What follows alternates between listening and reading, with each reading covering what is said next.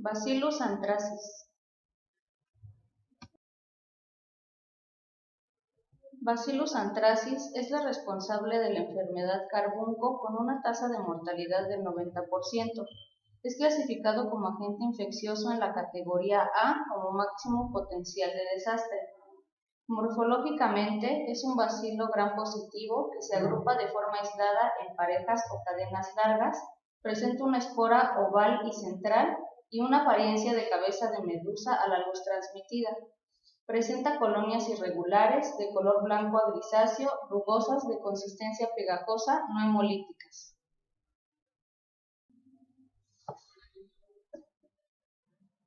El ciclo de vida de Bacillus anthracis inicia con la activación de las esporas al estar en contacto con el medio ambiente.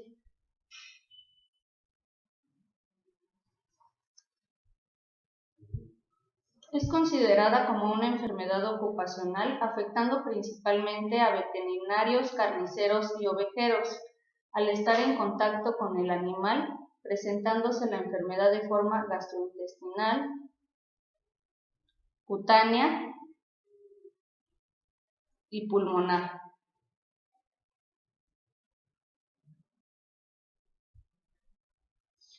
Bacillus anthracis presenta los siguientes factores de virulencia. Los más importantes son la toxina del anthrax, codificada en el plásmido PX01. Este va a constar de 3 exotoxinas, las cuales son el antígeno protector, el factor edema y el factor letal. De forma individual, no causan un daño en el hospedero, sin embargo, cuando hay una combinación entre estas exotoxinas, puede dar lugar a la toxina del edema o la toxina letal. Dentro del plásmido se consta de 3 genes denominados PAC-A, CIA y LEF. Otro factor de virulencia es la cápsula, codificada en el plásmido PX02. Dentro de la cápsula se codifican 5 genes de tipo CAP que van del A al E. Este posee capacidad antifagocítica y es capaz de evitar el proceso de la activación del complemento. Para el control de la síntesis existe una regulación del operón de tipo biosintético con genes reguladores como ATXA, ACPA y ACPB.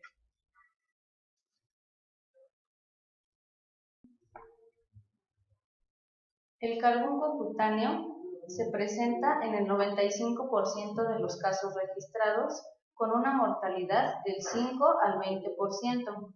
Se localiza en la cara, el cuello y las extremidades y el curso clínico se presenta como un rompimiento de la piel, la germinación de las esporas, se forma una pápula eritematosa, vesículas pruriginosas, existe fluido seroso y sanguinolento, la formación de una ampolla sanguinolenta y la expresión de la toxina edema.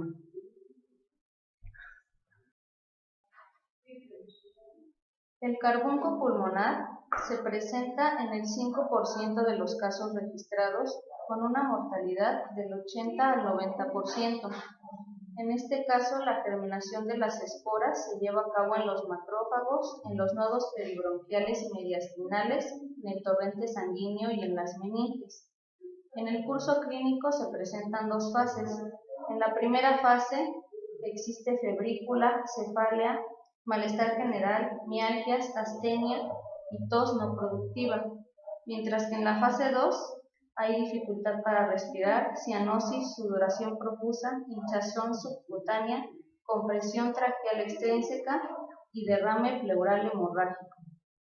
Existe un periodo de incubación de 7 a 10 días y radiológicamente se observa adenomegalia bilateral con ensanchamiento mediastinal y puede ocurrir la muerte de 24 a 36 horas después.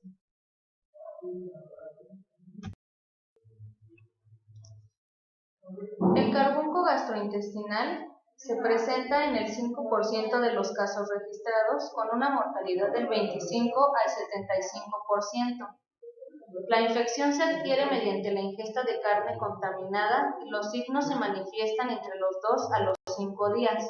Al inicio se presentan náuseas, vómito, anorexia, dolor abdominal agudo, fiebre y diarrea sanguinolenta, mientras que en el estudio post-mortem se observa peritonitis con ascitis, enteritis hemorrágica, edema de la pared intestinal, nodos linfáticos y vaso aumentados de volumen.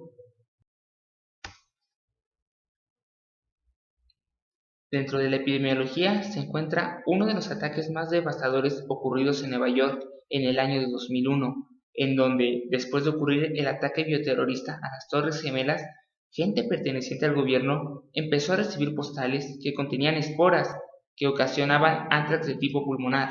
Sin embargo, nunca se llegó a dar con el origen de las esporas, sino hasta después de transcurrir aproximadamente un mes, en donde encontraron que el origen provenía de un pueblo pequeño de Estados Unidos llamado Ames.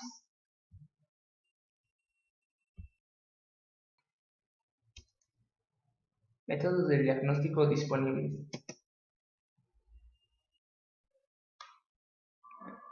La toma de muestra dependerá del tipo de carbunco que se desea analizar. En el carbunco cutáneo se recomienda tomar un raspado de la lesión vesicular o de la escara.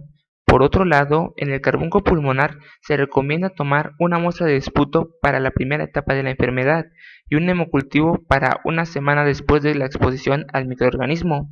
En el carbunco gastrointestinal se recomienda tomar una muestra de criocultivo para verificar las etapas iniciales de esta. Asimismo, se recomienda tomar un hemocultivo para observar las etapas subsecuentes después de la exposición al microorganismo.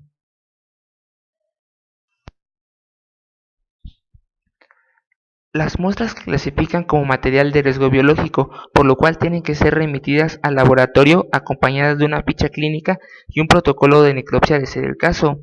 Se tienen que inocular lo antes posible. Los hisopos pueden ser transportados en tubos secos estériles o en medios de transporte tales como Kerry Blair. Las muestras de sangre tienen que ser inoculadas en medios de hemocultivo y transportadas a temperatura ambiente. En ningún caso tienen que ser refrigeradas. Para la identificación, la batería de medios de cultivo recomendada son el agar sangre de cordero al 5%, el agar chocolate suplementado, agar McConkey, agar penil etil alcohol y el caldo soya tripticasa. Estos medios se van a incubar en una atmósfera de aerobiosis a 35 grados o bien a 37 grados. Las colonias después de 24 horas se verán irregulares y rizadas, recordando a la cabeza de medusas. Una vez que hagamos una tinción de Gram, podremos observar microscópicamente bacilos Gram positivos grandes, no móviles, con bordes rectangulares que se disponen en cadenas largas de bacilos. Estas se entrecruzan desordenadamente entre sí, presentando una espora central.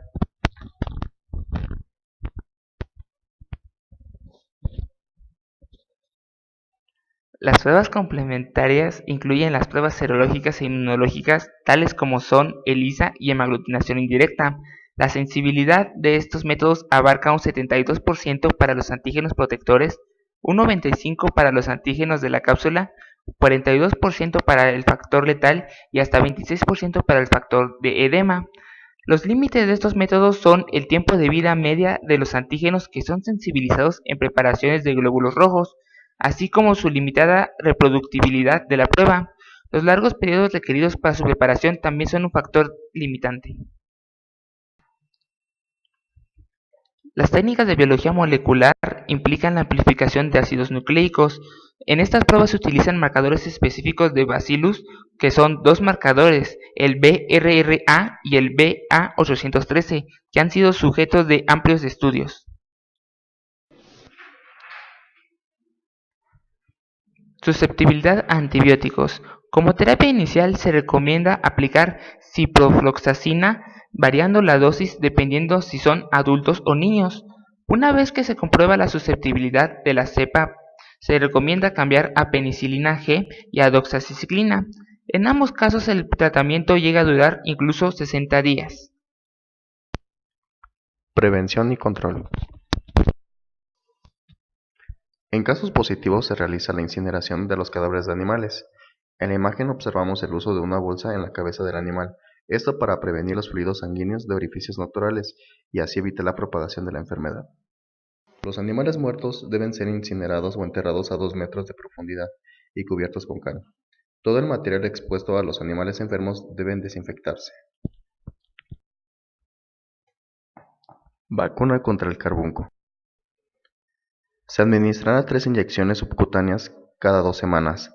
Se aplica una inyección de seguimiento a los 6, 12 y 18 meses después de la inyección original, y se administrarán inyecciones de refuerzo de la vacuna cada año después de la serie inicial.